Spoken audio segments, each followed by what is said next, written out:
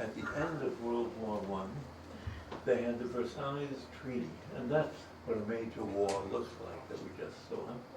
And the next slide is Clemenceau, the French premier, and Lloyd George. And the treaty that they put together at Versailles was a punishment treaty that did not, that's the Versailles. If you've ever been in the palace in France, the Versailles where Louis XIV and others existed, it was quite a thing, but it was a harsh treaty. So harsh that Lloyd George, the British premier, said that in 25 years we're going to have to do this all over again. And then came World War II, and it wasn't 25 years, but 24. And at the beginning of the end of World War II, these two men, Churchill and Roosevelt, began the business of letting them down easy. This is the hotel in New Hampshire called Bretton Woods. And to that hotel came the English, Americans, and 35 or 40 other countries. And at that conference, which was in April 1944, well over a year before the end of the war, they decided that the dollar would be the exchange of the monetary system based on the dollar would be the exchange trade.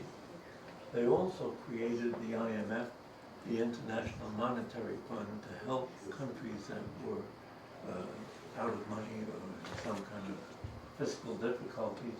And they created the GATT, the General Agreement on Trade and Tariffs. And that's now called the World Trade Organization, but they began the business of lowering tariffs so that international trade could take place. It was a very far-sighted approach before the end of the war, but it was step one in letting them down easy, so that it's not something they had to plan on the go, they had planned it in advance. And it was mainly done by the Americans and the Brits, but other countries also had a role in it. And then, of course, that was step one in letting them down easy. Then came step two. And step two was just as unique as step one, step two being the Marshall Plan. And the Marshall Plan, at the end of the war, at the end of World War II, the Americans spent $258 billion in present terms, $250 billion, rebuilding the economies of 17 nations, most of them in Europe, and not only friends but foe alike. Absolutely unique. First, Bretton Woods was absolutely a unique thing of planning before the war ended. And then secondly, the idea that the winning side didn't just strip the countries bare. That's what the Russians did. The Russians in Eastern Europe stripped those countries of all of their productive capacities and took it back to Russia. We didn't do that. We rebuilt the countries that had fought alongside of us. We rebuilt Germany, we rebuilt Italy, and we would have rebuilt Romania and Hungary and Czechoslovakia, but they were now under the Russian influence. And the Marshall Plan had a free enterprise, an open economic element to it, and Stalin would have no part of that. And so we didn't rebuild these other countries, and indeed we would have done something for Russia as well. But then, in step three of what the United States did, yes. Rudy, I was just going to say it kind of like where you're talking about letting down easy. It reminded me of the story of Louis Zamperini. If any of you saw the movie Unbroken, Louis Zamperini, who does anyone else know about that? Yeah. Oh, sure. And so even though he faced, and a lot of Americans faced, tremendous hostilities of the Japanese, that ultimately the American government decided to kind of forgive and not hold it against even a lot of the Japanese, in spite of the terrible things that they did. And whenever people tell me and blame me that the United States was the only country that has ever dropped the atom bomb, I said, but look at the Japanese, how much love, and they're our ally. They don't hold it against us, and I think that's part of it, is that we let them down easy too. Right, we let them down easy. And the atomic weapons and the dropping of those 2 bombs probably saved 1 million lives. Yeah. On both sides. Right. On both sides. And most of them were Japanese lives, I believe. So is it right for Obama to go and apologize to them?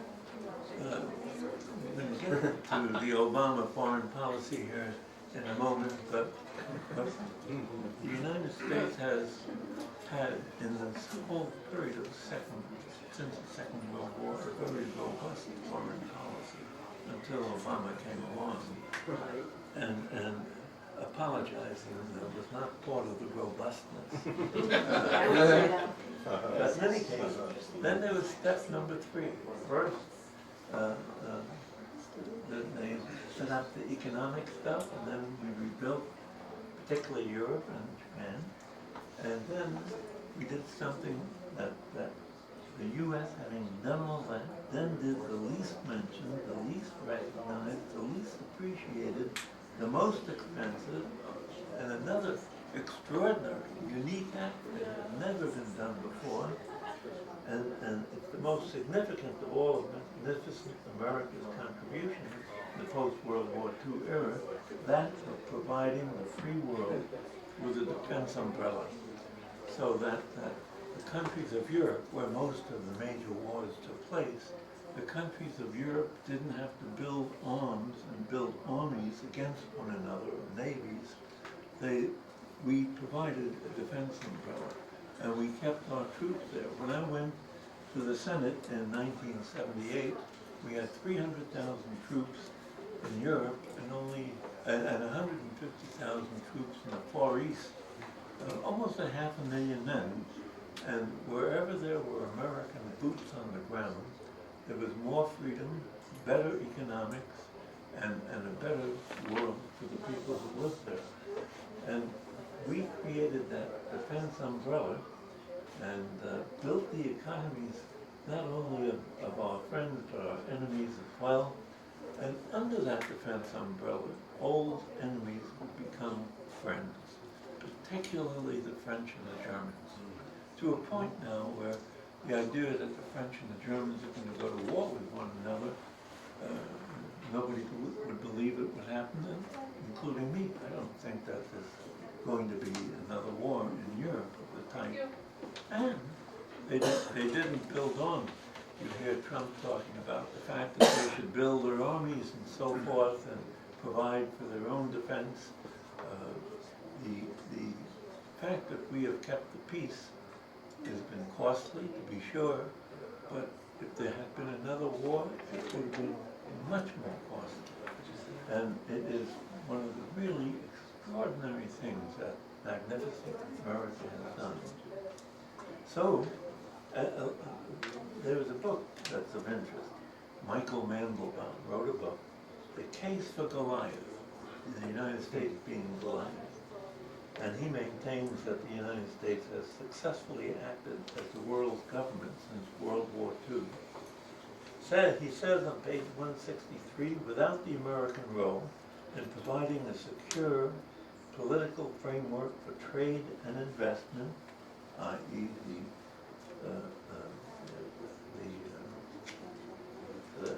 the New Hampshire hotel. Bretton Woods, yeah. Bretton Woods, and a framework for trade and investment, a currency for global transactions, a large market for foreign products, and loans for countries in acute financial distress. The economic prospects of other countries would suffer. Their government knew it even if they didn't often say so. And he continues, the American role as the world's government commanded wider international acceptance than is suggested by the chorus of criticism that you sometimes hear and anti-American sentiment. And finally, he concludes the achievement for the first time in history of sustained economic growth is one of the hallmarks of the modern age. Lee Kuan Yew, as you know, was the Prime Minister of Singapore. Singapore is a little country. The country is 1/3 the size of Hennepin County. And yet it is a tremendous success. Tremendous success economically. They don't have oil, or they don't have anything else. They don't even have much real estate. But their location is pretty good right on the trade routes. And they adopted free market principles. And their leader was this Chinese fellow who had made his life in Singapore, Lee Kuan Yew. And he said, America is great, not only because of its power and wealth. After World War II, its magnanimity and generosity helped to rebuild a more prosperous world, and only the elevated power of her idealism can explain this. The United States is the most benign of all great powers. What does he mean by most benign? He means that we didn't want anything. We didn't want somebody else's property. We wanted other people to prosper and other people to have freedom, and we spent our money and our treasure in order to help that to happen. The conclusion is that the world is a better place, largely because of the influence and strength and action of the United States of America. Letting them down easy, the Marshall Plan which rebuilt Europe, the costly U.S. defense umbrella for the free world, that in turn led to the growth of democracy and free enterprise. All of these, the whole ideas of what we have done since the Second World War are unique in history. You have to understand that other people didn't do them. It is the United States of America, and indeed, that's why I talk about magnificent America. And now in answer to what you said, it didn't happen by leading from behind. The American, if you look at American history, America has always had a robust foreign policy. And sometimes the robustness was, you got to saying to other countries of the world, stay out of the Western Hemisphere. None of your business, it's our business, we're going to defend the Western. We have always had a robust foreign policy. It's not clear what leading from behind even means. When it perhaps means that our allies are going to do heavy lifting. Well, unfortunately, our allies are not very good at heavy lifting, and it's up to the United States. Only that little country of Israel will do some heavy lifting. But think of what this man and what that lady think of the idea of leading from behind. I like her outfit better than the one that wants to be president now. That's true. The whole world was really indebted to these three people, the Pope, and Reagan, and Mrs. Thatcher, that they all should come to leadership in the world at the same time in the 80s, had an enormous impact. It ended Mrs. Thatcher always said that Ronald Reagan won the Cold War without firing a shot. That's right, and he did, and it was because of a really robust foreign policy. I mean, people blanched when he called the Russians an evil empire within a year of becoming president. They blanched when he said, tear down this wall. They blanched when he said that, when he told the